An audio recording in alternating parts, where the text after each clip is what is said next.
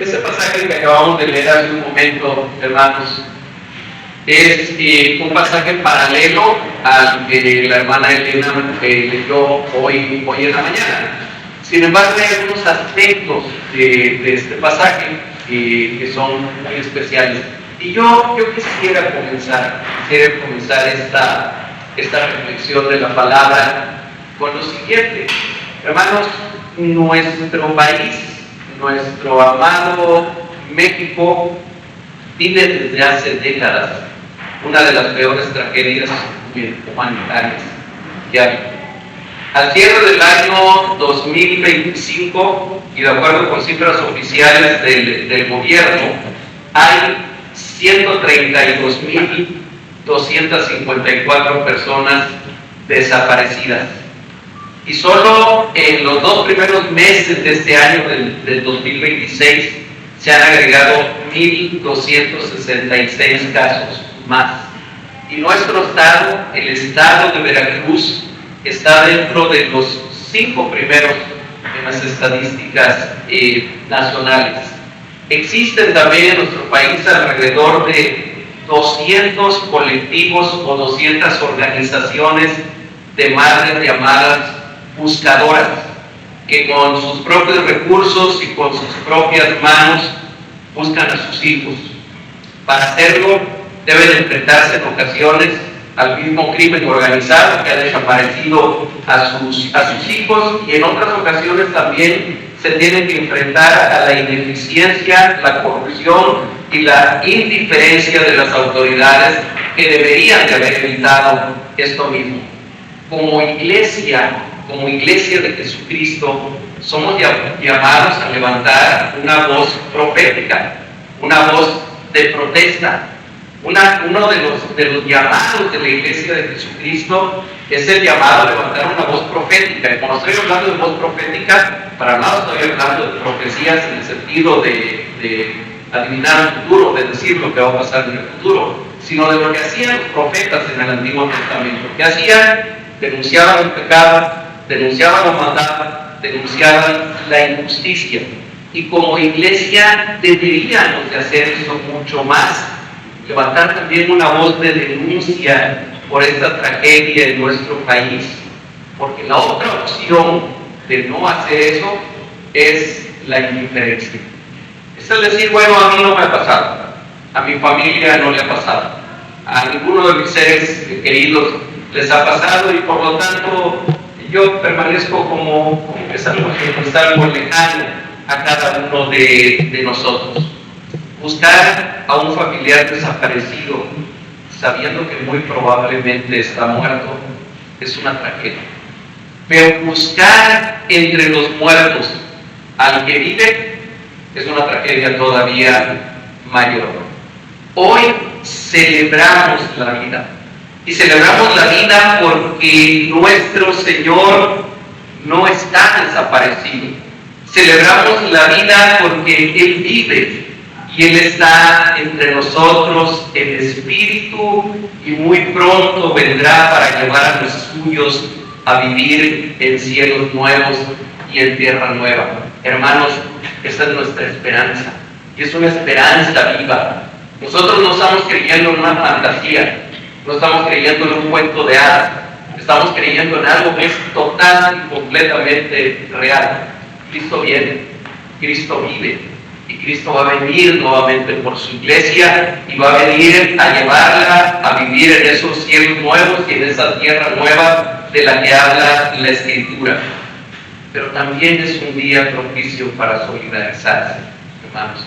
Créanme que cuando yo comencé a preparar este pasaje y empecé a leerlo, y cuando leía yo esto que ahorita vamos a analizar un poquito más, cuando aquel ángel le dice a aquellas mujeres: ¿por qué buscan entre los muertos al que vive? Yo no pude dejar de pensar en esta tragedia que estamos viviendo cada uno de nosotros como país, porque nosotros somos parte de esta gran comunidad que es el país de México, somos parte de esta ciudad, somos parte de este estado en el que vivimos, y no podemos dejar de solidarizarnos y hacernos empáticos con aquellos que no saben si su su hijo, si su hija, si su hermano o hermana, su padre o madre están vivos o ya muertos. Yo no sé de los que estamos aquí, y no voy a pedir que nadie levante la mano, pero yo estoy seguro que muchos de los que estamos aquí conocemos a alguien.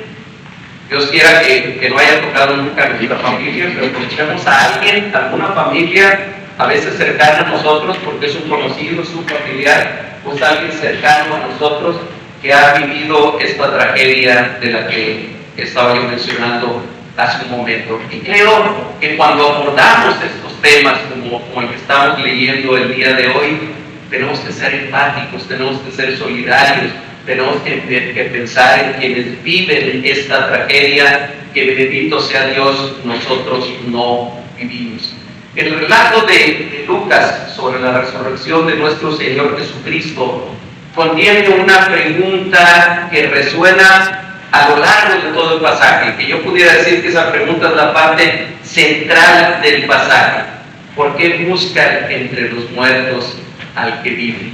Es un relato que debe llenarnos de esperanza y de gozo, pero que no podemos predicar sin pensar en los miles y miles que hoy buscan también a alguien que aman profundamente sin saber si viven o si no viven.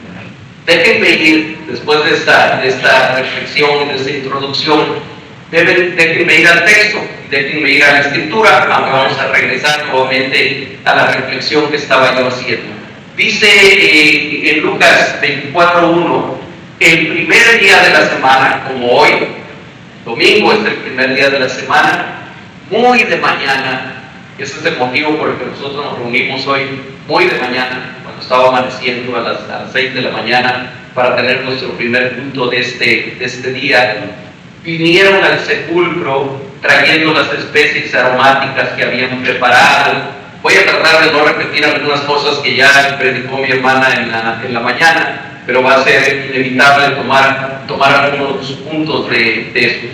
Fíjense que a diferencia de nuestra cultura, en la cultura judía del siglo I, a los muertos se les sepultaba el mismo día antes de que cayera el sol. Yo sé que en nuestra cultura la costumbre es que alguien fallece y generalmente lo velamos pues por lo menos una noche o a veces 2 noches. Eso es parte de nuestra cultura. La cultura judía no. En el siglo I, déjenme decirles, hasta el siglo XXI todavía lo siguen practicando así. Tratan de sepultar a sus muertos el mismo día, antes de que se ponga el sol. Y por lo tanto, debía haber una preparación previa para poderlo sepultar ese mismo día. Ahora, a nuestro Señor Jesucristo no pudieron prepararlo adecuadamente por las circunstancias en las que murió. Murió en la cruz, murió de una manera cruenta, murió de una manera más rápida de lo que se esperaba. Ya hablamos un poquito de eso el viernes. Pero no pudieron tener el tiempo para hacer la preparación que debería de tener el cuerpo. Hay un tipo de escrito judío que se conoce como la Mishnah. Seguramente algunos de ustedes lo van a escuchar. ¿Qué es la Mishnah? La Mishnah es una serie de libros que recopilan todo lo que es la ley judía, pero la ley oral la pusieron por escrito. Se comenzó a escribir por ahí de mediados del siglo II por un rabino específicamente, y luego algunos otros rabinos continuaron escribiendo. ¿Por qué es importante para nosotros la Mishnah? Nosotros no somos judíos, ni somos judaizantes tampoco. Pero ¿por qué es importante? Es importante como un antecedente de lo que se acostumbraba en la época de nuestro Señor Jesucristo.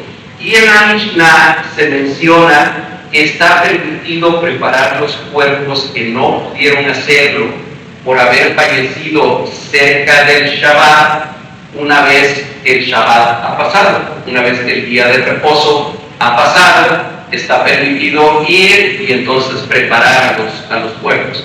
Y ese es el motivo por el que nosotros leemos en el relato de los evangelios que aquellas mujeres que fueron a preparar el cuerpo del Señor Jesucristo. Lo hicieron hasta el día pasado, ¿verdad? El Señor Jesucristo falleció un viernes, el sábado no se podía hacer absolutamente nada, era el día de reposo, era el Shabbat, así que estaban esperando nada más que rayara el sol, estaban esperando que comenzara a amanecer.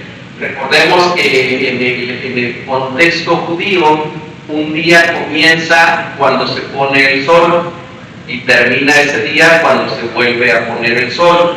Por lo tanto, el Shabbat comenzaba para ellos el viernes a ponerse el sol y terminaba el domingo cuando salía el sol. Así que ellos estaban esperando únicamente el amanecer para poder hacer la preparación de los cuerpos. De acuerdo nuevamente con la Mishnah, ¿en qué consistía la preparación del cuerpo? Básicamente tres cosas hacían. La primera era un lavado ritual, un baño ritual, limpiaban todo el cuerpo, lo limpiaban. Era una forma de demostrarle respeto, era una forma de honrar a la persona que había fallecido, y entonces hacían primero todo ese lavado ritual del cuerpo. En segundo lugar, la aplicación de ungüentos o perfumes o hierbas aromáticas, especias aromáticas que había de diferente tipo y que tenía la intención de, retrasar un poquito la descomposición de aquel cuerpo. O sea, la intención de ponerle todos aquellos ungüentos y especias. Y la tercera era la envoltura de aquel cuerpo en lienzos que también eran conocidos como sudarios. Eran lienzos de tela en la que envolvían el cuerpo, o bien una sábana completa, la que le llamaban sudario, aunque más adelante el término sudario se comenzó a utilizar más para la parte que cubría únicamente la cara del fallecido. Nuestro Señor falleció a la hora novena, dicen las Escrituras, es decir, más o menos 3 de la tarde, y el Shabbat comenzaba al ponerse el sol. Esto es aproximadamente a la 12ª hora, 6 de la tarde aproximadamente. De manera que ellos solamente tuvieron 3 horas para hacer toda la preparación de lo que tenían que hacer en aquel cuerpo, es decir, fue un entierro apresurado. La preparación de un cuerpo se consideraba también, y este dato es importante para entender la narrativa de las Escrituras, se consideraba como una extensión de las actividades domésticas que normalmente hacían las mujeres, de manera que la preparación de los cuerpos habitualmente era una actividad de las mujeres, no forzosamente, no que los hombres no participaran, pero culturalmente se entendía que cuando en una familia fallecía alguien, muy particularmente dicen cuando era mujer, pero también cuando se trataba de hombres, quienes preparaban el cuerpo generalmente eran las mujeres, y eso también nos explica un poquito por qué fueron mujeres las que llegaron al sepulcro a tratar de preparar el cuerpo del Señor. Aparte de que los apóstoles, yo creo que estaban en shock todavía en ese momento. Es verdad, hermanos, que siempre hay diferencias de carácter, hay diferencias de forma de ser, hay diferencias psicológicas incluso entre los hombres y las mujeres, ¿verdad? Bendito sea Dios que no somos iguales, bendito sea Dios que somos diferentes, bendito sea Dios que somos complementarios. Y la verdad es que hay veces que las mujeres nos sorprenden a los hombres en cuanto a su valentía, en cuanto a su decisión, en cuanto a su arrojo. Lo que pasa es que aquí hay más mujeres que hombres, entonces tengo que hablar bien. No, pero eso es cierto, eso es cierto, muchas veces nos sorprenden. Y miren, aquel grupo de seguidores del Señor Jesucristo que estaba formado por hombres y por mujeres, eran mucho más hombres que mujeres los que seguían al Señor Jesucristo. Sin embargo, quienes salieron esa mañana, quienes estaban esperando que rayara el alba, que comenzara a amanecer, eran las mujeres. Ellas fueron las que ya habían preparado los ungüentos, las especies aromáticas, todo lo demás. Los apóstoles, yo me imagino que estaban tan impactados Hace rato la hermana mencionaba también la situación de Pedro, que hay que tomarla en cuenta. Pedro debe de haber estado sufriendo todavía por haber negado al maestro, pero sea por una cosa o por la otra, es que fueron las mujeres las que acudieron primero al sepulcro. Y el primer hallazgo fuera de lo normal es que la gran piedra que cubría la entrada de la tumba estaba removida. Y aquí tengo que hacer otra anotación también de tipo cultural de aquel tiempo y de costumbres de aquel tiempo, porque es diferente a las nuestras. Ellos no enterraban como nosotros acostumbramos. Nosotros generalmente se cava una fosa en el piso y ahí se deposita el cadáver y en fin, ese es un entierro. Las tumbas en aquel tiempo no eran así. Las tumbas eran principalmente oquedades o huecos en las rocas, como si fueran unas cuevas. Podían ser cuevas naturales o podían ser cuevas que habían sido hechas expresamente para esto. Era ahí donde se metía el cuerpo. Y después, en lugar de todo lo que nosotros hacemos en la tierra, de que le ponen ahí unas losas y le echan cemento y todo lo demás, ellos cubrían aquello con una piedra y generalmente la sellaban también de alguna manera.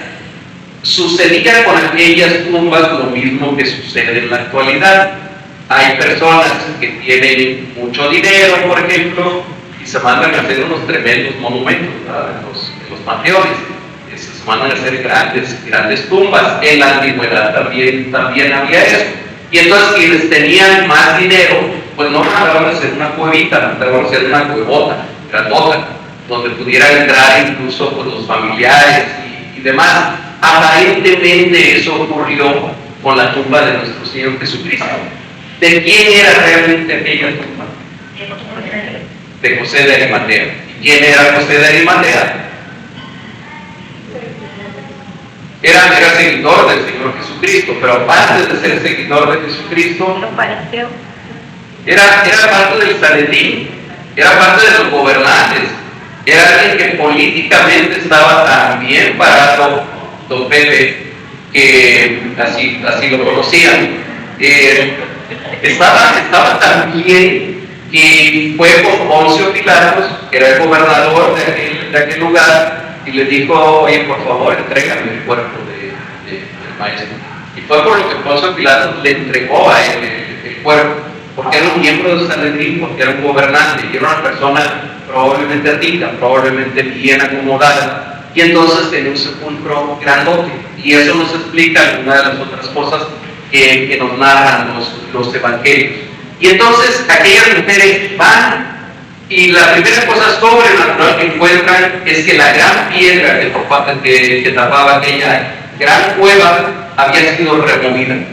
En otro de los evangelios, no en el de Lucas, pero en otro nos dice que ellas iban preocupadas, incluso pensando en quién las iba a ayudar a mover la piedra.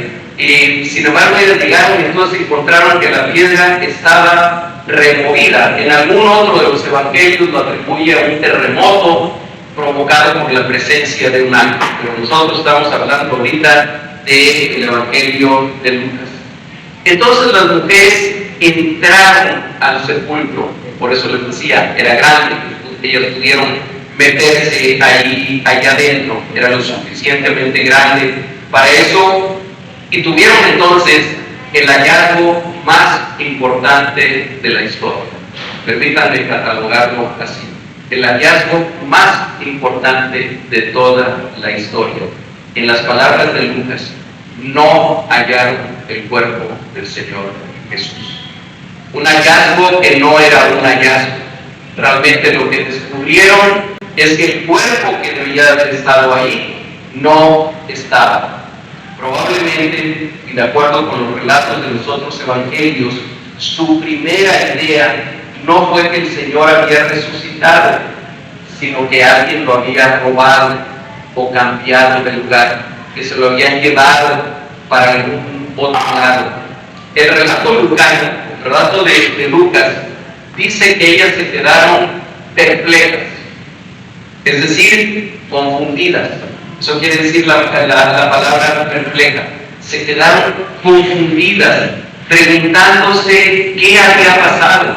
Y es entonces que aparecen dos varones con vestiduras resplandecientes, por deducción de nosotros, dos ángeles, lo cual, aunque de manera distinta, pero coincide con los relatos de Mateo, de Marcos y de Juan, ellos hacen una pregunta que tiene un gran significado.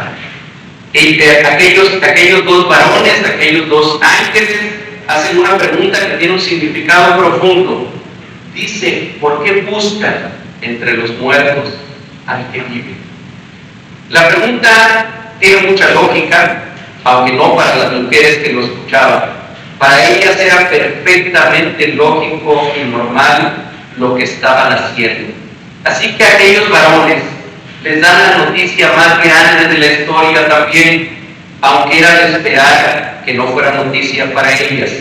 Les dice, no está aquí, sino que ha resucitado. Y les da esa tremenda noticia. No se encuentra más en la tumba, ha resucitado. Muchas veces se ha escrito y mucho se ha dicho sobre esta realidad, que el cristianismo es la única de las grandes religiones en todo el mundo que se basa principalmente en nuestra fe, nuestra creencia, nuestra doctrina, se basa en una tumba vacía, en una tumba que está vacía. Si hablamos de grandes religiones en el mundo, aparte del cristianismo, tal vez las otras dos religiones monoteístas más grandes que hay, bueno, es el Islam y el judaísmo.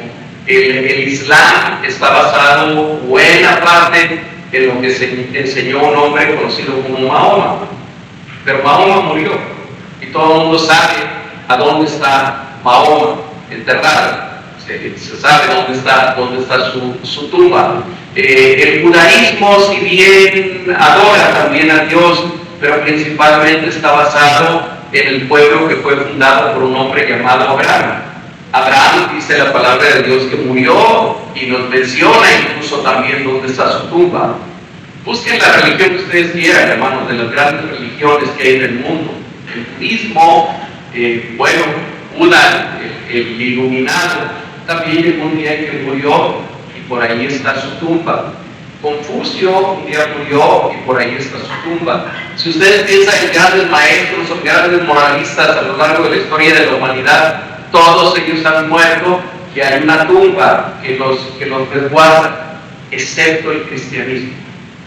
Nosotros tenemos una evidencia, nosotros tenemos una garantía de por qué decimos lo que decimos. Allá en Jerusalén, a miles de kilómetros de aquí donde estamos nosotros, el día de hoy hay una tumba que está vacía. Está localizado donde está esa tumba. Es más, en estas fechas es uno de los lugares que hasta, excepto este año, son de los más visitados. Este año no por la situación de la guerra, pero es un lugar tremendamente visitado durante esta semana, porque esa tumba sabemos que es a donde estuvo el Señor Jesucristo, y esa tumba sigue vacía hasta el día de hoy. Por eso aquellos ángeles les decían a estas mujeres, no lo busquen aquí, Él ha resucitado. También la hermana ya nos comentó en la mañana, y esto me lo voy a fijar, ya lo voy a repetir, cuántas veces el Señor les había dicho a sus discípulos que iba a resucitar.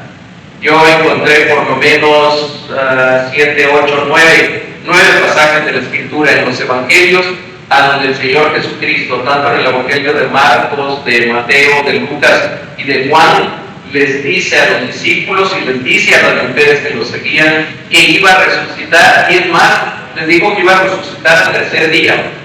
Ni siquiera era que no supieran qué tiempo iba a pasar. Les decía que al tercer día será resucitado el Hijo del Hombre. Y entonces tenía mucha lógica, pensando en eso que las mujeres sabían, que los ángeles les preguntaron, ¿por qué buscan aquí al Cristo? ¿Por qué buscan aquí al que vive? ¿Por qué vienen a una tumba a buscar al que ustedes ya saben que está vivo? Esto sería tan absurdo como que nosotros lo hiciéramos el día de hoy, ¿verdad? Como que nosotros viajáramos a Jerusalén, hiciéramos una peregrinación para allá. pensando visitar la tumba donde está enterrado el Señor Jesucristo. Sería absurdo que nosotros lo hiciéramos. Bueno, era absurdo que aquellas mujeres pretendieran también ir con sus ungüentos, con sus especias, con la mejor intención de su corazón a preparar un cuerpo que efectivamente ya no estaba ahí. Más adelante, y en el mismo relato, estas mujeres, después de escuchar a los ángeles y después de recibir esta noticia, salen corriendo, van a buscar a los discípulos, van a buscar al resto de los apóstoles y les dicen lo que ellas habían descubierto en esa acción fiel y valiente que habían hecho, en aquella acción valiente de ir a tratar de preparar el cuerpo del Maestro. Y es hasta este momento, en el versículo 10, que Lucas nos dice quiénes eran, nos da la identidad de estas mujeres. Eran María Magdalena, la mujer de la que Jesús había expulsado 7 demonios, como también ya escuchamos en la mañana, y también testigo ocular de su crucifixión, testigo ocular de su sepultura. Era Juana, que en otra parte de la Escritura nos dice que era una de las discípulas de Jesús, mujer de Chuza, quien era funcionario del rey Herodes. Es decir, Juana también era una mujer acomodada y probablemente era una mujer que ayudaba al ministerio del Señor Jesucristo, que apoyaba financieramente su ministerio.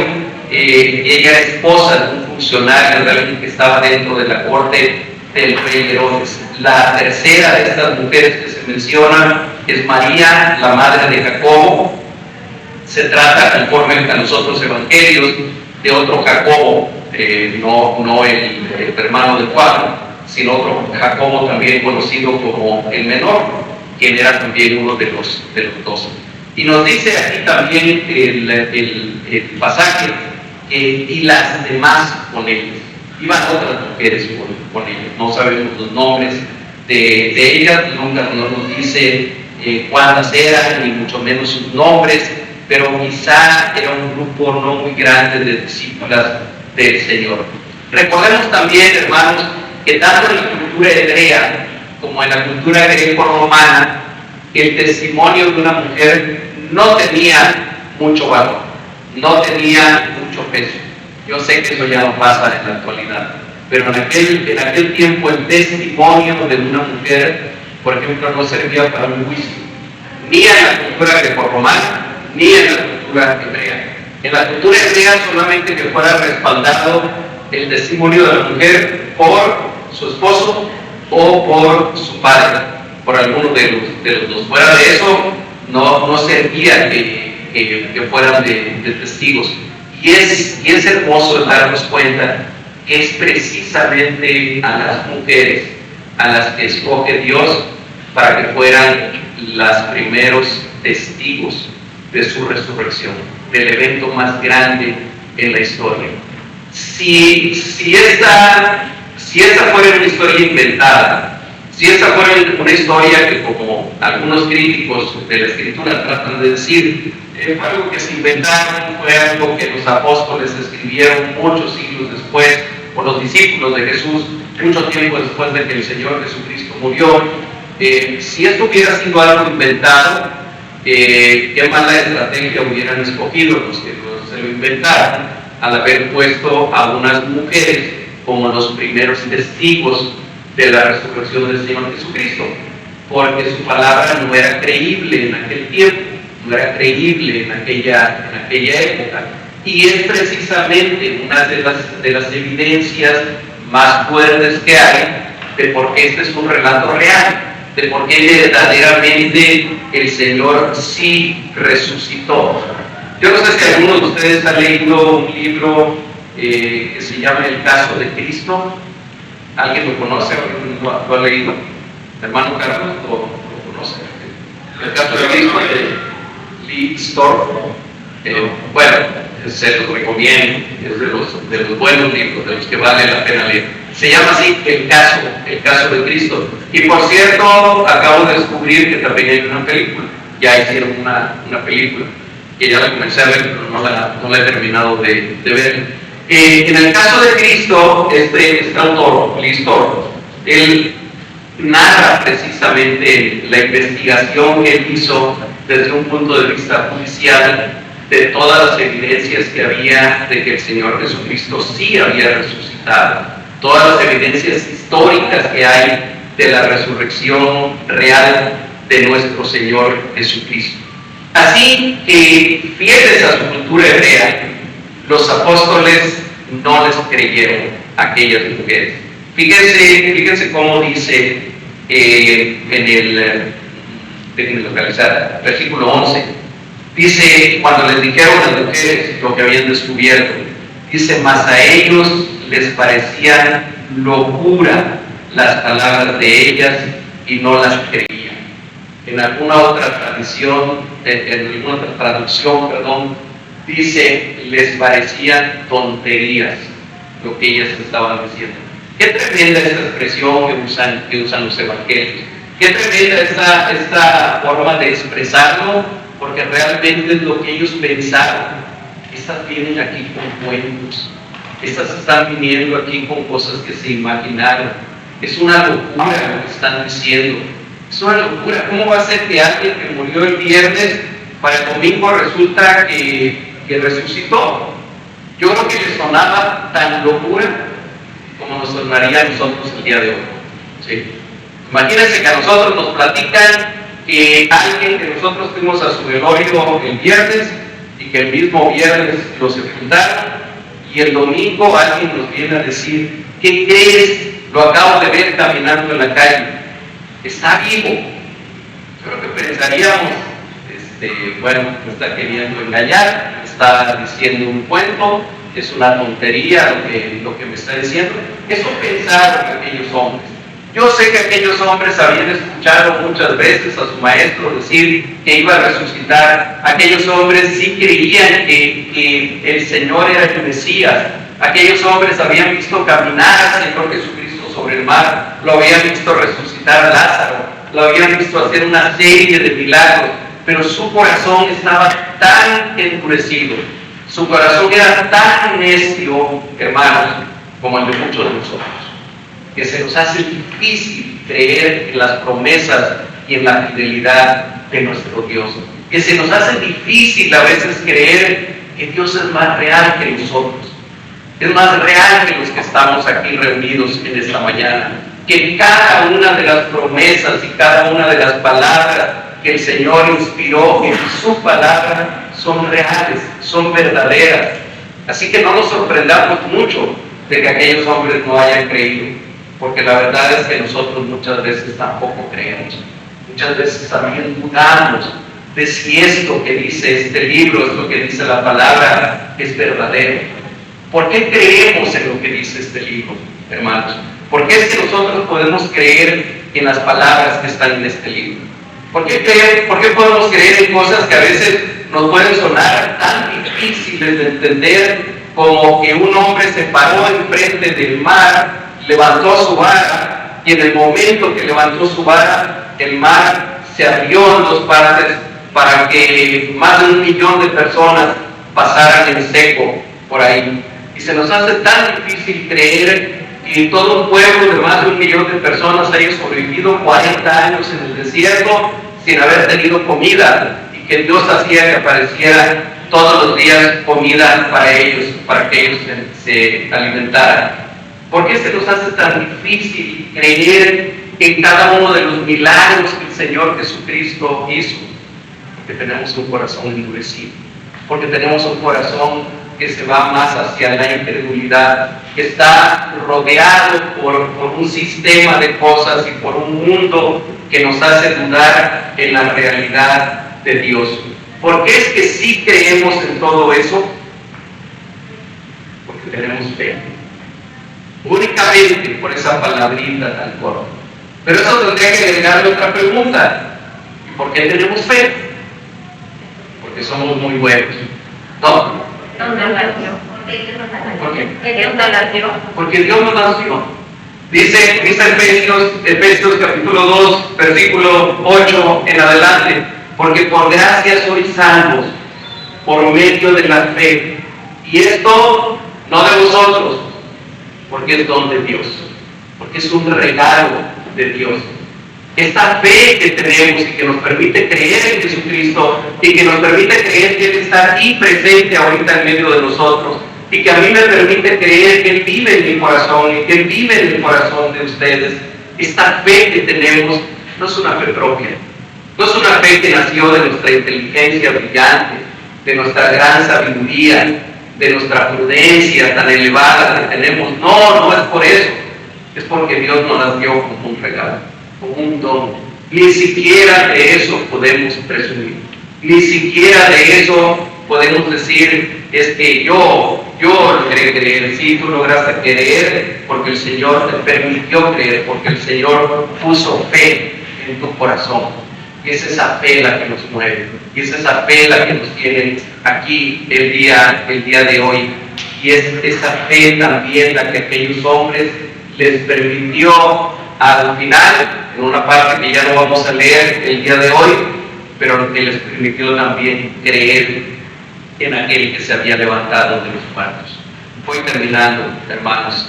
El texto de hoy tiene un hecho central y que destaca en toda la narrativa de estos 12 versículos. Hay una tumba donde debería de estar el cuerpo de alguien tremendamente amado y que está vacío. Ese es el hecho central de la narrativa. Ese es el énfasis de la narrativa. Hay una tumba que debería de estar ocupada por un ser amado y que está vacía. Ese hecho central hace que las personas que amaban a ese hombre, quien era el Mesías, el Hijo del Hombre, el Hijo de Dios, al darse cuenta de que está vacía, se sientan perplejas, se sientan confundidas, se sientan sin saber qué hacer, y que nazca en su mente una serie de preguntas sin respuesta. ¿Qué pasó? ¿Alguien se lo llevó? ¿Fueron los judíos? ¿Fueron los romanos? ¿Fueron otros discípulos? ¿Qué ocurre? ¿Qué está pasando aquí? Y en medio de esa perplejidad y confusión surge de repente como respuesta la pregunta de un mensajero de Dios: ¿por qué buscan entre los muertos al que vive?